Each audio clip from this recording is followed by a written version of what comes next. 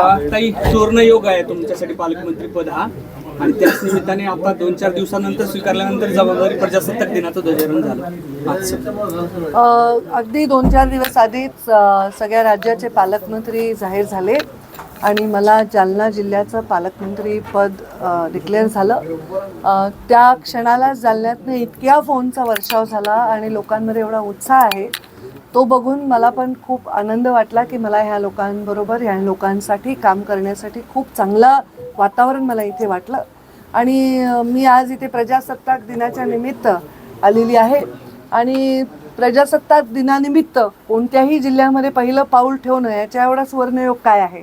आणि म्हणून मी थांबले होते कारण प्रजासत्ताक दिन हा एक आपल्या संविधानातील सगळ्यात महत्त्वाचा विषय आहे. या देशामध्ये जो कोणी शपथ घेतो, मग ती आमदारकीची असेल, खासदारची असेल किंवा मंत्रिपदाची असेल, तो हीच शपथ घेतो की आपण कोणाविषयी ममत्व भाव बाळगणार नाही आणि कोणाविषयी कुठलीही वैराची भावना ठेवणार नाही आणि सरकार म्हणून लोकांच्या हिताची कामं करत राहू. तसंच पालकमंत्री म्हणून जालन्यामध्ये मी आलेली आहे. आज जुने आमचे स्नेही लोणीकर साहेबांकडे चहाला आले. याच्यानंतर आणखी काही आमदारांनी चहाला बोलवलं आहे, त्यांच्याकडे जाणार आहे. नारायणराव आमचं स्वागत करणार आहेत रस्त्यात कोचे. याच्यानंतर आपले दानवेंच्याकडे चहाला जाणार आहे.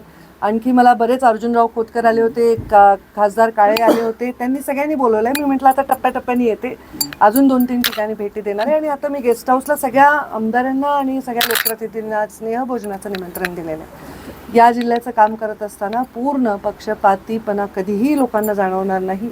अत्यंत संविधानिक पद्धतीने सगळ्या वर्गांना न्याय मिळेल अशा प्रकारची भूमिका घेण्याच्या संदर्भामध्ये वचन प्रजासत्ताक दिनानिमित्त मी जालनावासियांना दिलेलं आहे. थँक्यू.